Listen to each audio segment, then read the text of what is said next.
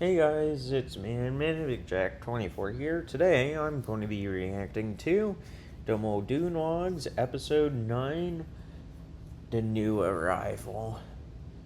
And I will mention this now because I may or may not forget to mention it later, but currently there's a bit of a thunderstorm outside. And like a few minutes ago, I just saw one giant flash of lightning because it shined all the way through my blinds that I keep very shut.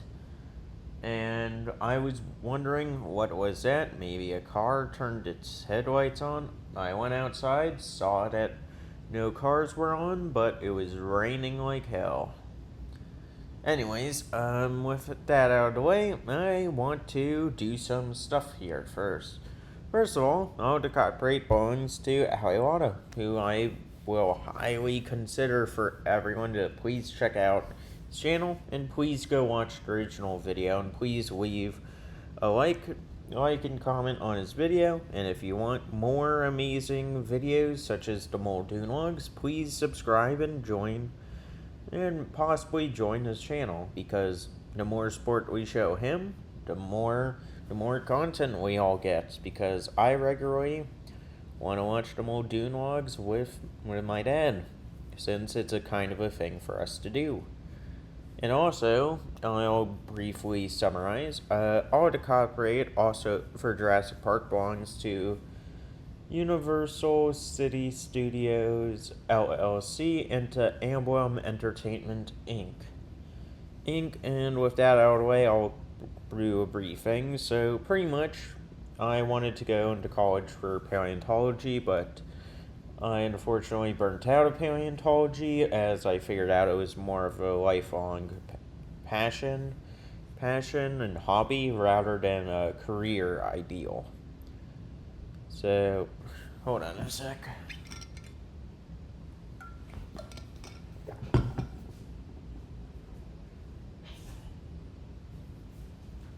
Sorry about that. Just felt something like scratching my throat. Anyways, pretty much, but since I burned out of it, I went into college for film, and with film, I still keep up to date as the best as I can with paleontological finds and studies.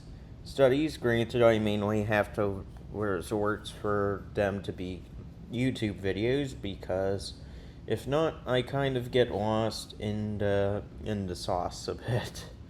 But anyways, I'll try my best to be giving y'all my analysis on it, and I keep up to date mainly on a large chunk of paleontology. Granted, not all of it, but I keep up to date with whatever's happening. Alright, now let's begin. Let's begin the new arrival, and I'm going to just do a few things.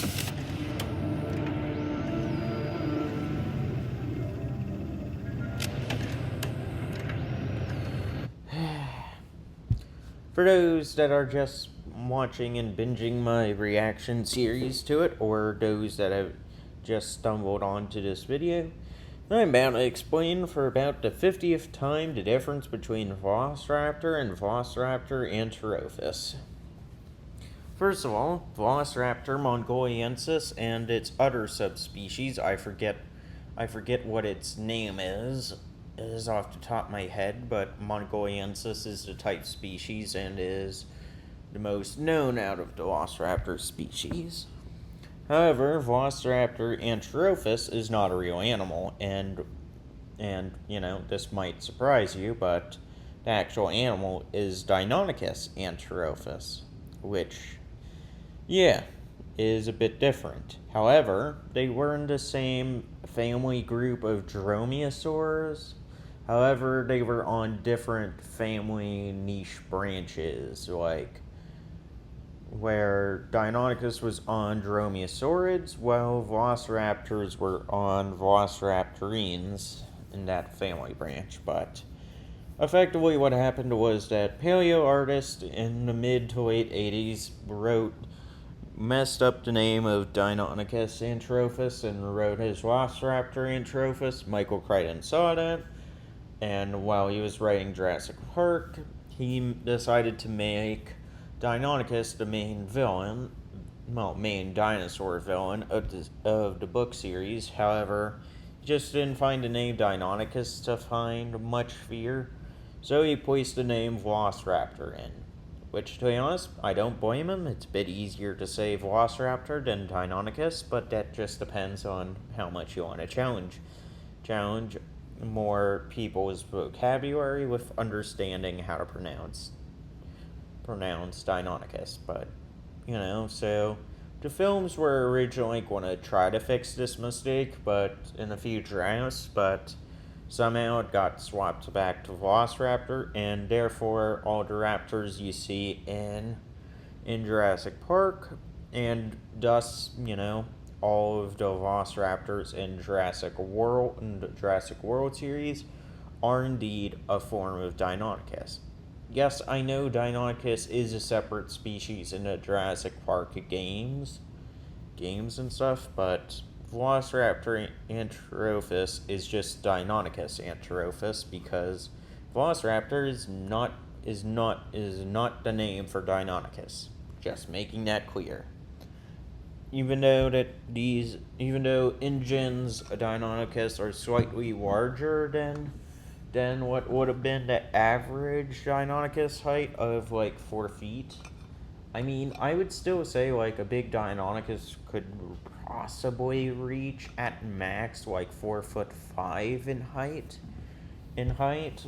But yeah, due to Steve Spielberg looking for big raptors, he got wind of, because in the books the raptors are about, I would say, roughly 5 feet tall on average, maybe a little bit bigger depending on which individual it is. Oh, wait a sec.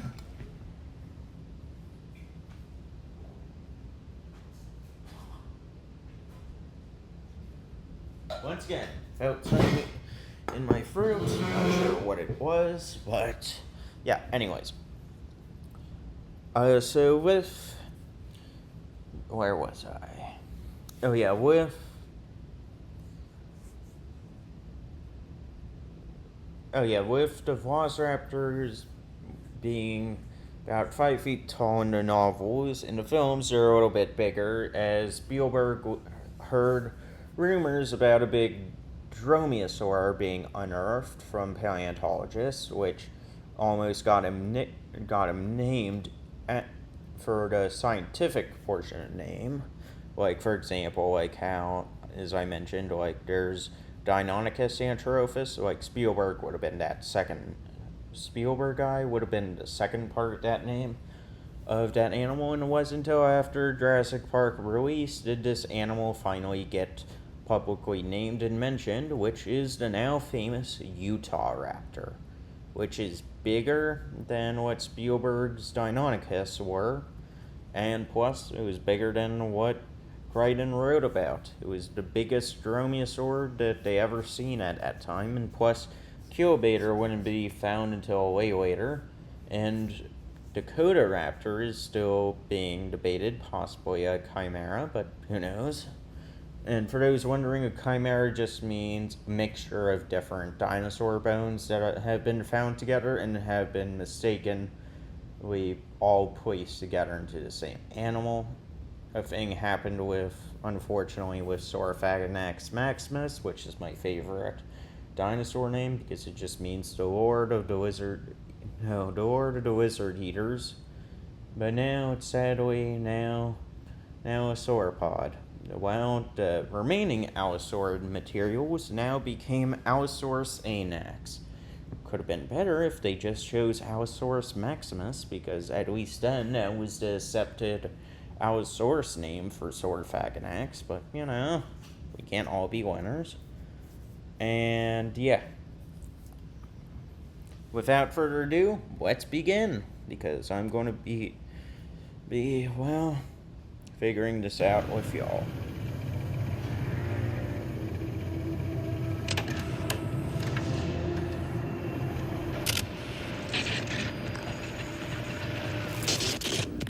I want your take, Jerry, before I start making unpleasant assumptions.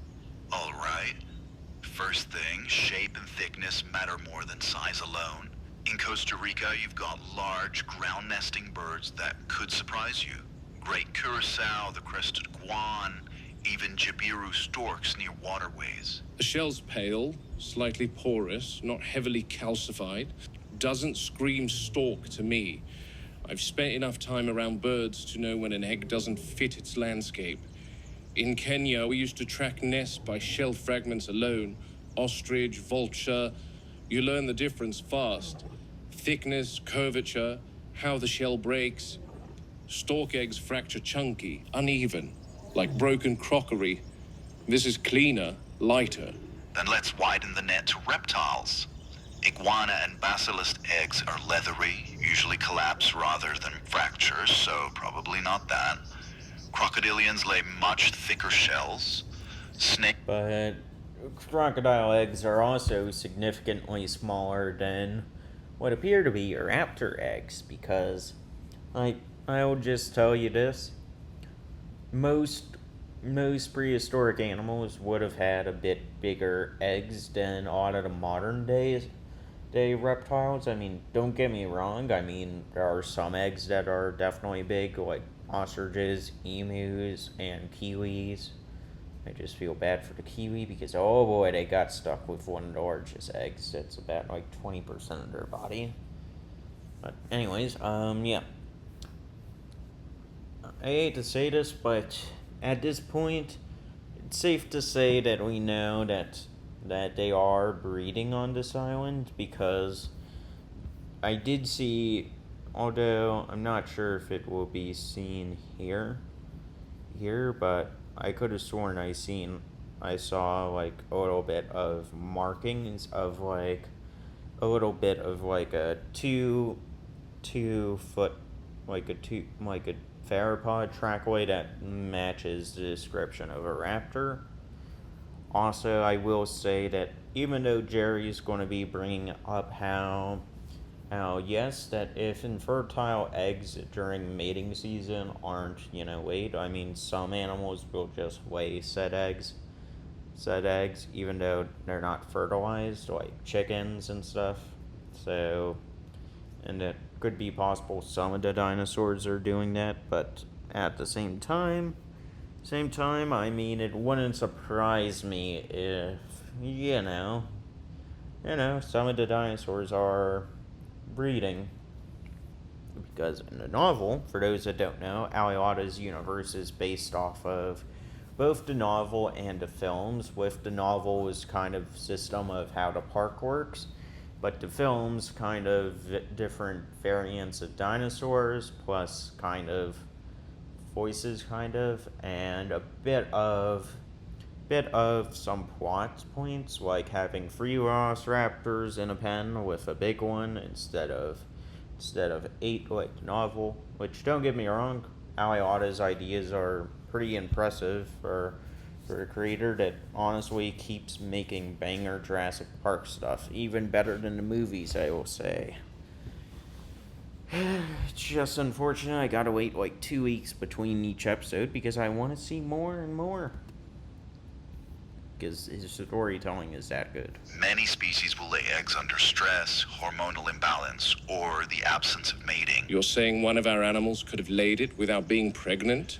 I mean, yes and no. For the yes part, it can definitely lay an egg. However, it can't do asexual reproduction. So it's not as if it's spawning out like a new child. It just is, due to hormones. Birds do it all the time. Domestic hens lay infertile eggs constantly. Even some reptiles will ovulate and deposit eggs that were never fertilized. And dinosaurs? In captivity, cycles get confused. Hold on a sec. Never fertilized. And dinosaurs? In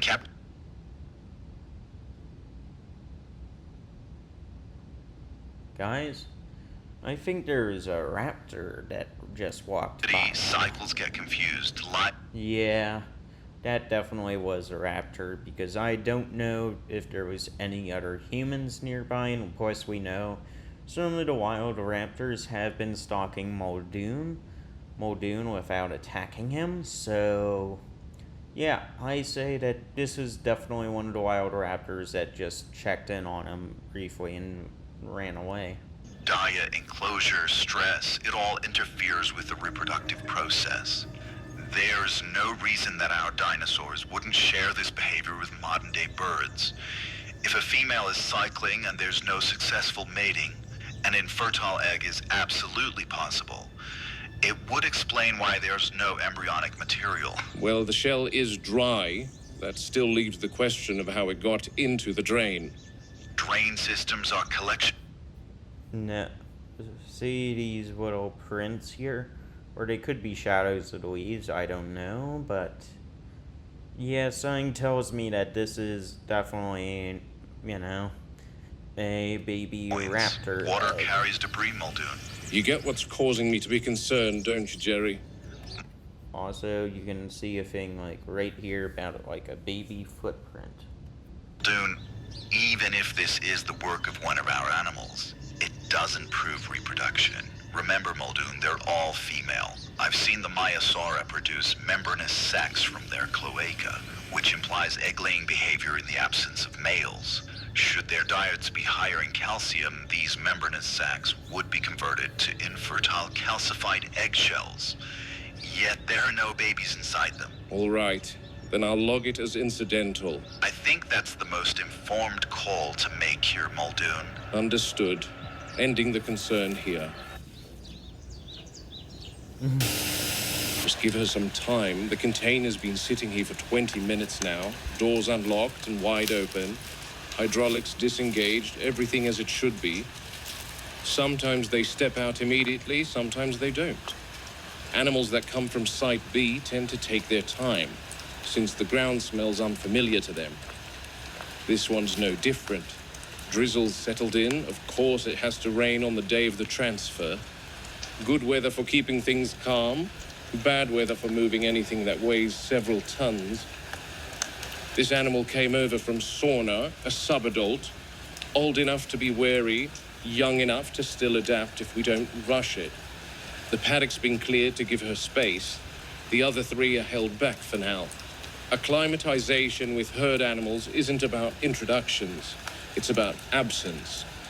Since he said that this one is several tons, and considering that there are other three, I'm assuming that this isn't going to be a raptor, because the raptors in Jurassic Park, even at their heaviest, are like maybe, just to give the benefit of the doubt of the best possibility, is like maybe 350 at the heaviest, I'm assuming. I could be highballing it by a good 100 or so, but I'm just trying to make this understandably realistic. Like, there's no way a raptor would be weighing about over a ton. I mean, granted, it's possible that Utah raptor got that big. However, that is like a theoretical max size for Utah raptor, and we're still trying to learn more about Utah raptor and how it lived, since, well, we got a bunch of specimens to still keep studying. So, until more news arrives. Sorry guys, just thought that I heard some thunder in the background. I know you guys don't hear it, but I did. And for those wondering, I am absolutely terrified of thunder because, A, I do not like the sudden loud noise out of nowhere. It just startles me and it just scares me. Like, it is something that just occurs and it just gives me that reaction. And speak first, letting her learn where the ground dips, where the fences hum, where the wind carries sound. Weather complicates everything. Wet air carries scent farther. Mud holds tracks longer. Every step she takes out there will leave a record for the others to read later. That can help, or it can set the tone wrong if she panics. This is always the longest part. Waiting, watching a metal box in the rain, listening to the animal breathe. Let's see what is... You start thinking about what happens if she bolts, or refuses to move, or decides the container is safer than the paddock. If the container is safer than the paddock, then I hate to say it, you have to push her out of the container, which is not going to end well.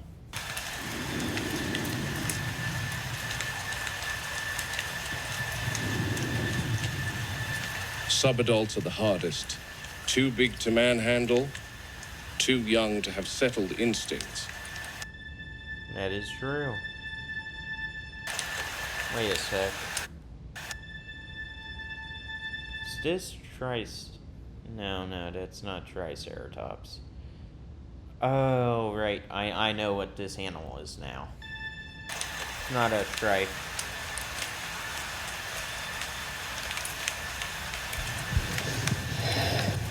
There. She's approaching, sniffing now.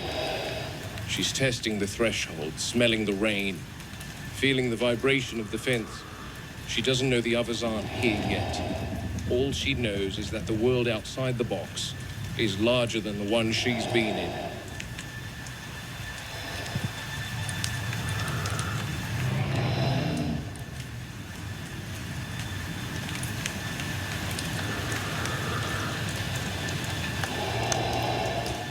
Finally, she's trusted. There we go. Beautiful. Beautiful.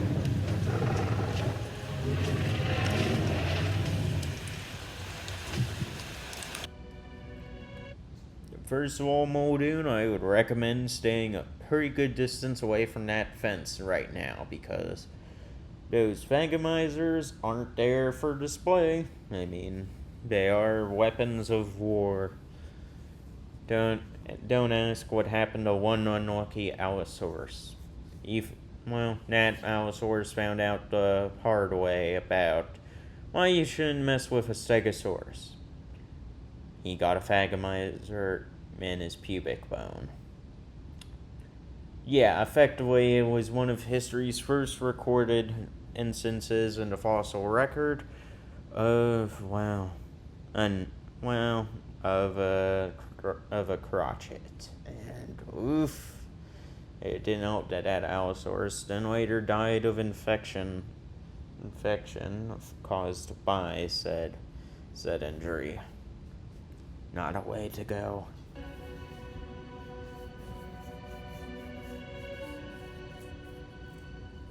But yeah, she's picking up speed. Beautiful animal. Stegosaur, subadult, not fully grown, but already carrying the weight and armor she'll rely on for the rest of her life. Stegosaurs don't forget first impressions. They're slow, but they're not stupid. I will say this, although despite I'm not positive if Aliata's using a different model than the Jurassic Park Stegos, is that we actually learned recently due to the discovery of Sophie, and if I'm remembering correctly, I believe the study paper was released in 2004. I believe so off the top of my head. I could be mistaken, but it was around the early to mid 2000s when Sophie was unveiled and showed that Stegosaurus actually had a few more neck vertebrae than we originally thought, meaning that it had a slightly longer neck than we originally have been reconstructing it, which that includes for the Walking with Dinosaurs model and with, obviously the Jurassic Park Stegos from Jurassic Park, although I'm not too certain about Jurassic World Stegosaurus, since they could have been updated, but I would have to really do a detailed look into the models of it, so I don't know. But regardless, beautiful giant animals. You don't want to get too close to them because, as stated by Muldoon previously, herbivores, although they are commonly mistaken for being friendly, are not friendly. A bad start echoes for months, though.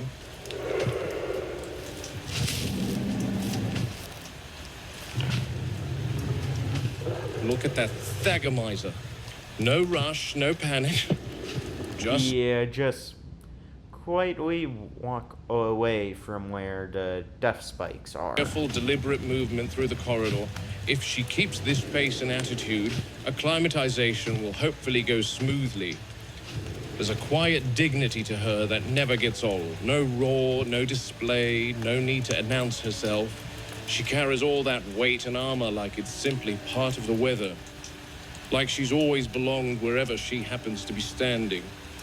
People underestimate animals like this because they're slow, because they don't bare teeth or chase you down. And also, they tend to underestimate Stegosaurus because it had a pretty small brain. However, to counteract this, Stegosaurus only needed to be about as smart as it needed to be in order to survive, which is fair enough because intelligence is not really a trait most animals develop their specialities in. And so, I mean, intelligence is in animals is the exception, not the rule. And let me see what else. Oh yeah. Also, apparently there was an old but very stupid but very debunked theory, although this theory happened with a few other dinosaurs as well, due to a kind of thing in some of the back hip areas for some dinosaurs. Stegosaurus is one of them, and a few others are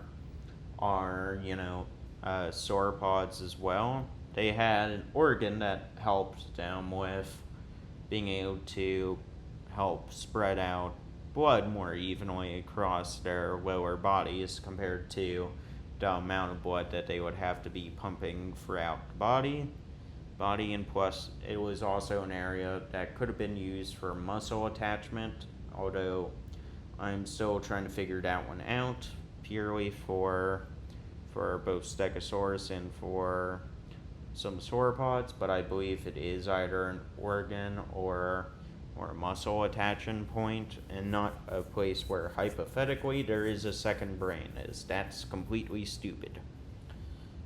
For those wondering, this is why Godzilla is shown in the Heisei universe to at least have a butt brain. It's because of this theory.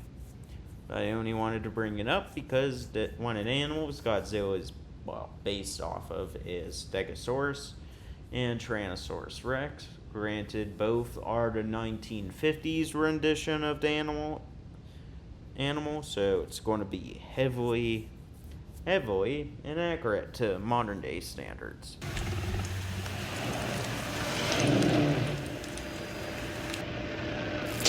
She's investigating her surroundings now, taking everything in, every new plant, every new log, every new tree, every new smell.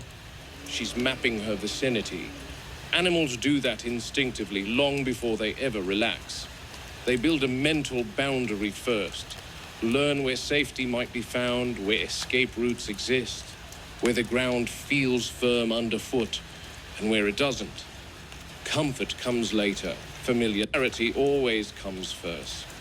You can rush a crate opening, rush an introduction, rush a feeding schedule, but you can't rush that internal map.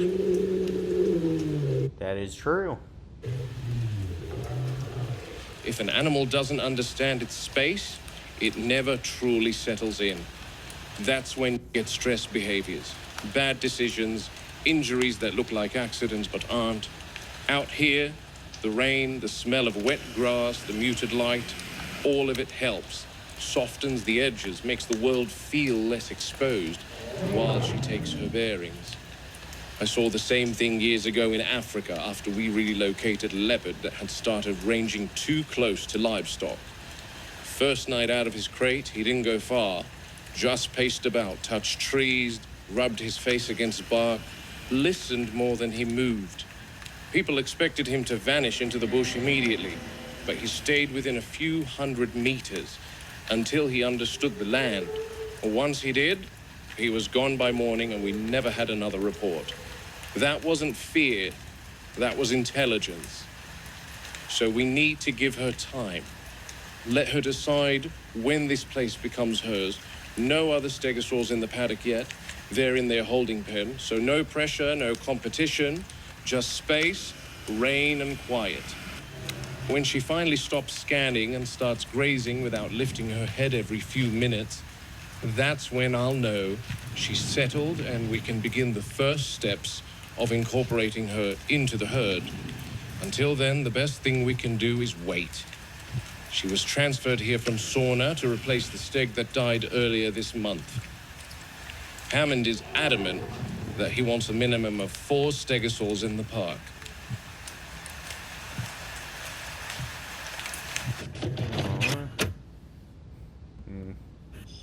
Night changes the rules. Everything's quieter, slower, more honest. More Stegosaurs are stegos. less reactive in the dark, less posturing, less defensive movement. So this is the safest window to introduce her. They rely on proximity and vibration more than sight now, which keeps things deliberate instead of explosive. See how the matriarch there on the right positions herself? She doesn't approach directly. She angles her body, presents her flank, lets the subadult read her size without forcing a challenge. I'm trying to figure out which one's the subadult. I'm guessing it's this one. That tail swing isn't a threat. It's a boundary.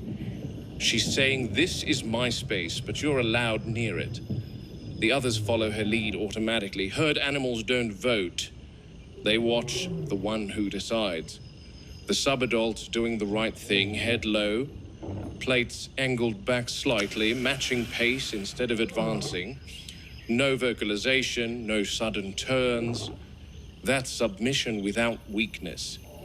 She's acknowledging hierarchy while signaling she's not a liability. If she were to rush or freeze, this would go very differently. Confidence tempered by caution. That's what gets you accepted. Oh, it's so cute.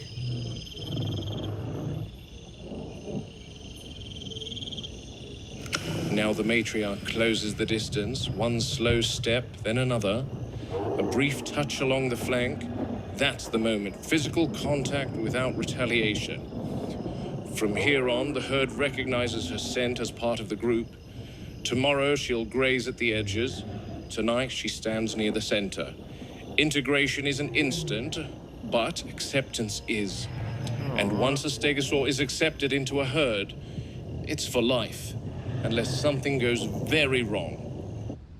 I would say, usually it's for life. Although the herds would most likely consist of maybe a family group plus maybe 1 or 2 members that are not a part of the family tagging along for a greed or mating, or are the children of it. But usually it's not going to be a too big of like a herd. That's the stability we build everything else on.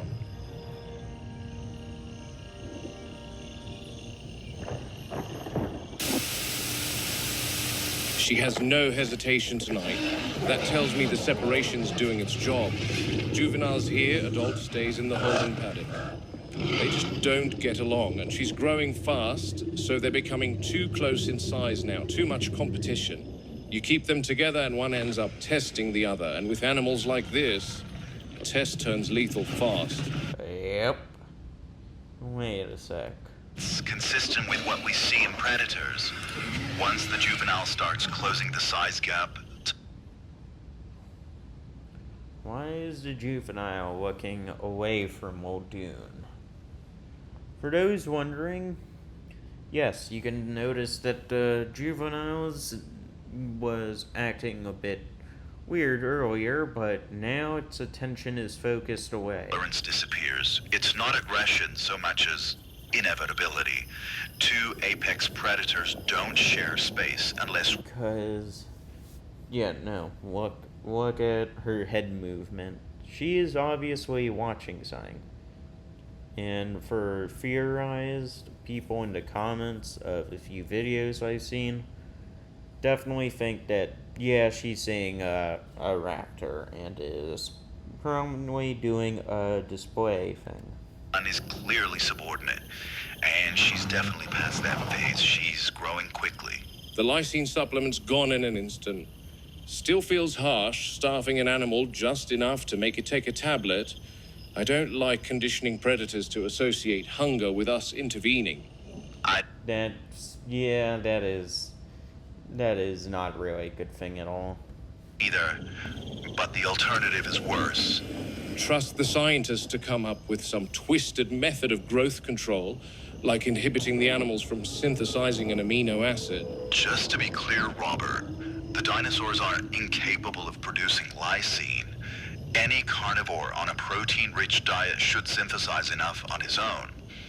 I mean, yeah, and even in books and films, well, it kind of appears that this, happens.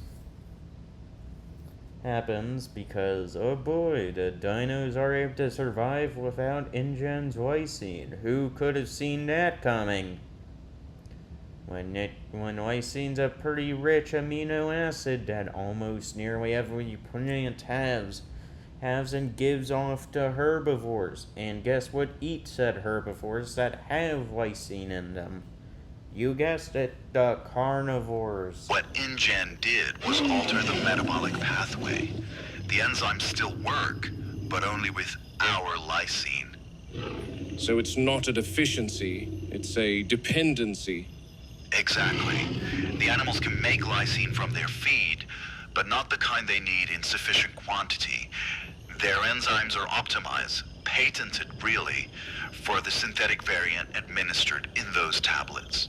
Without it, metabolism slows, growth falters, neurological function degrades. At least you don't have to hold. That's one way to put it. That's sick. From a veterinary standpoint, it's elegant. I mean, I will say, veterinarily, yeah, it's a bit elegant, but as Jerry's going to mention, it's from an ethical one, less so. An ethical point, no. It's a bad one, and Juvenile now has its attention on Muldoon, which means the raptor that was nearby stalking Muldoon has gone away. But it ensures containment without visible force. Even if an animal got off the island, it wouldn't stay viable for long. There's Roberta. Sorry. I am not here to watch ads. I'm here to react to Aliata's beautiful, amazing series. Yeah, Roberta is not happy. For those wondering, let's see. Oh yeah, Roberta is Rexy. Because in novels, her name is Roberta. And Muldoon only nicknames her Rexy just because it's like a little jab nickname that he says when he goes out to tranquilize the Rex.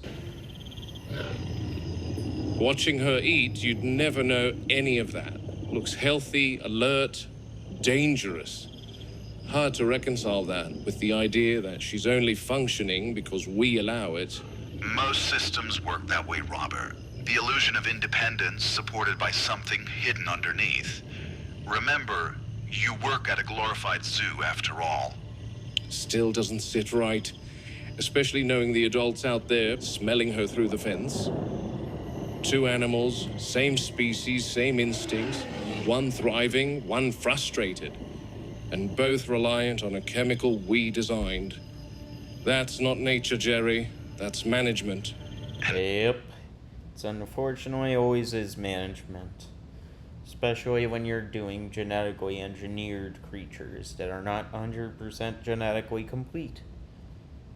Because, honestly, I hate to say it, but the Jurassic World Dominion prologue could have had one of the best sequences out of movie history. History was showing mainstream audiences that, the dinosaurs in Jurassic Park and Jurassic World, by extension, are genetic inferior replicas of what the real animal would be. But now they decided to go the other route and make it all simple movie monsters, which annoys me because it could have had the perfect opportunity to show different amounts of landscapes and stuff. But no, they decided to ruin it. Management is the only reason any of this can exist, Robert. For now.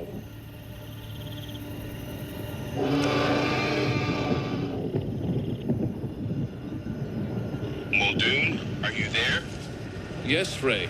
I need you to head to the raptor enclosure immediately. What's going on? It's the big one. She's convulsing. Oh no.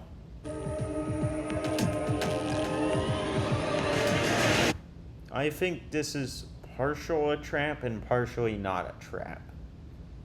But this is worrisome. But a beautiful video nonetheless by Aliwata. I cannot stress this enough. A link to his channel and an original video will be in the description. All of the copyright belongs to Aliwata. And Jurassic Park's copyright belongs to Emblem Entertainment Inc. and to Universal City Studios LLC. Also, I will be saying that you guys should go join Aliwata's channel. By that I mean go subscribe, leave a like, and go comment on his videos and watch them, since they are very good and very entertaining. I wish that they would come out more frequently, but you know, about 2 weeks is a pretty good time thing to get these whole animation stuff done. I'm not sure how many he's got in the bag waiting to go, just in case he decides to take a little break, since yeah, everyone deserves a little while of a break every once in a while. But yeah, this is interesting, and yeah, the only way how we continue to get more good series is if by showing the creator equal amounts of love as you do with the reactor. That's why I always heavily suggest and heavily, try pushing my viewers to go check out the original videos, because they are amazing. And anyways, I'll see you all later. Goodbye.